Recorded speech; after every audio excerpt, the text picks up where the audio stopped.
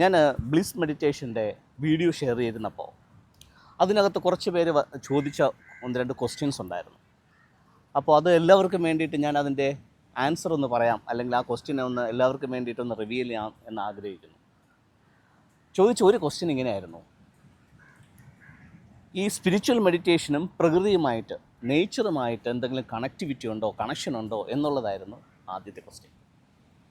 തീർച്ചയായിട്ടും നേച്ചറിന് വളരെയധികം ഇമ്പോർട്ടൻസ് ഈ സ്പിരിച്വൽ മെഡിറ്റേഷനകത്ത് ഉണ്ട്. ഞാനത് പറയുന്നതിന് മുമ്പ് ഒരു കാര്യം കൂടെ പറഞ്ഞോട്ടെ. പലരുടെയും ഒരു ധാരണ എന്ന് പറയുന്നത് ഒരു സ്പിരിച്വൽ മെഡിറ്റേഷൻ ചെയ്യുമ്പോൾ എന്തൊക്കെയോ ആർജിച്ചെടുക്കാം, എന്തെങ്കിലും നേട്ടമുണ്ടാകും, നമ്മുടെ വ്യക്തിപരമായിട്ടുള്ള അല്ലെങ്കിൽ സാമൂഹ്യപരമായിട്ടുള്ള അല്ലെങ്കിൽ ഫിസിക്കലായിട്ടുള്ള എന്തെങ്കിലുമൊക്കെ അച്ചീവ്മെൻറ്റിന് വേണ്ടിയിട്ടാണ് ഈ മെഡിറ്റേഷൻ എന്നുള്ള ഒരു ധാരണ പൊതുവെ ഈ കാലഘട്ടത്തിൽ പലരിലും ഉണ്ട്. പക്ഷെ അതല്ല മെഡിറ്റേഷൻ്റെ ഉദ്ദേശം എന്ന് പറയുന്നത്. മെഡിറ്റേഷൻ ശരിക്കും എന്തിനാണെന്ന് ചോദിച്ചു കഴിഞ്ഞാൽ നമുക്ക് നമ്മളെ ആസ്വദിക്കാനും, നമുക്ക് ഈ പ്രപഞ്ചത്തെ ആസ്വദിക്കാനും, പ്രകൃതി ആസ്വദിക്കുവാനും, അതുപോലെ തന്നെ നമുക്ക് ഈ പ്രപഞ്ചത്തെയും നമ്മയും സൃഷ്ടിച്ച സൃഷ്ടാവിനെ, ആ ഈശ്വരനെ ആസ്വദിക്കാനും വേണ്ടിയിട്ടാണ് ശരിക്കും മെഡിറ്റേഷൻ്റെ ഉദ്ദേശം. അപ്പോൾ പലപ്പോഴും നമ്മൾ മറന്നു പോകുന്നത് നമുക്ക് നമ്മോടുള്ള ആസ്വാദനം പലപ്പോഴും കിട്ടുന്നില്ല. കാര്യം എന്താണെന്നറിയോ? നമ്മുടെ ജീവിതത്തിൻ്റെ തിരക്ക് കാരണം, റെസ്പോൺസിബിലിറ്റീസ് കാരണം, ജീവിത പ്രാരാബ്ധങ്ങൾ കാരണം പലപ്പോഴും നമുക്ക് നമ്മളെ ആസ്വദിക്കാൻ പറ്റുന്നില്ല. സോ നമുക്ക് ആദ്യം നമ്മളെ ആസ്വദിക്കാൻ പറ്റണം. അപ്പോൾ സ്പിരിച്വൽ മെഡിറ്റേഷൻ്റെ ആദ്യ ഘട്ടമെന്ന് പറയുന്നത് നാം എന്ന് പറയുന്ന വ്യക്തിയെ നാം അറിയുകയും നമ്മെ ശരിക്കും ഒന്ന് ആസ്വദിക്കുകയും ചെയ്യുകയാണ് ആദ്യ ഘട്ടം. ഓഫ് കോഴ്സ് രണ്ടാമത്തെ ഘട്ടമാണ് ഈ പ്രപഞ്ചത്തെ ആസ്വദിക്കുക എന്നുള്ളത്.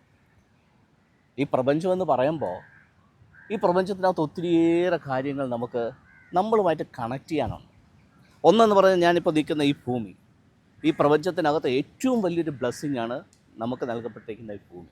സോ ഈ ഭൂമിയെ നമ്മൾ ആസ്വദിക്കണം. ഈ ഭൂമിക്കകത്തുള്ള എല്ലാ എലിമെൻസിനെയും നമ്മൾ ആസ്വദിക്കണം. ഈ ഭൂമിക്കകത്തുള്ള എലിമെൻസിനെല്ലാം നമ്മൾ ഒത്തിരിയേറെ ഇൻഫ്ലുവൻസ് ചെലുത്താനുണ്ട്. സോ ആ ഇൻഫ്ലുവൻസിനെ നമ്മൾ അഡോപ്റ്റ് ചെയ്യണം. ഒപ്പം തന്നെ എൻ്റെ ഫ്രണ്ടിൽ സമുദ്രമാണ്, അല്ലെങ്കിൽ ജലം, വെള്ളം.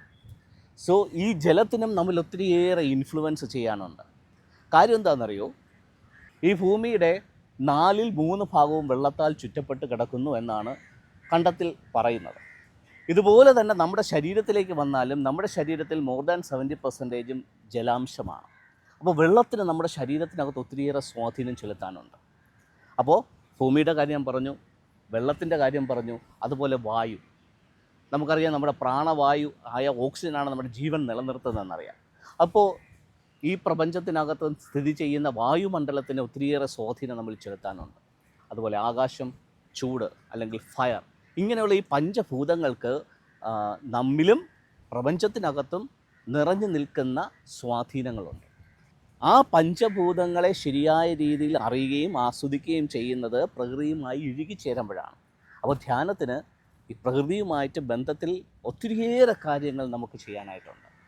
അപ്പോൾ അതറിയുക, അതിനെ ആസ്വദിക്കുക എന്നുള്ളത് ധ്യാനത്തിൻ്റെ രണ്ടാം സ്റ്റെപ്പാണ്.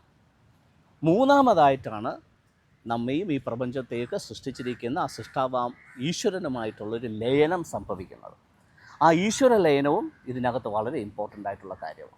അപ്പോൾ ധ്യാനത്തിനകത്ത് നമുക്ക് നമ്മെ മനസ്സിലാക്കുക, നമ്മെ ആസ്വദിക്കുക, പ്രപഞ്ചത്തെ അറിയുക, പ്രപഞ്ചത്തെ ആസ്വദിക്കുക, സൃഷ്ടാവിനെ അറിയുക, സൃഷ്ടാവിനെ ആസ്വദിക്കുക എന്നിങ്ങനെ വിവിധ ഡയമെൻഷൻസ് ഉണ്ട്. അപ്പോൾ ആ ക്വസ്റ്റ്യൻ്റെ ക്ലാരിഫിക്കേഷൻ നിങ്ങൾക്ക് മനസ്സിലായി എന്ന് ഞാൻ കരുതട്ടെ.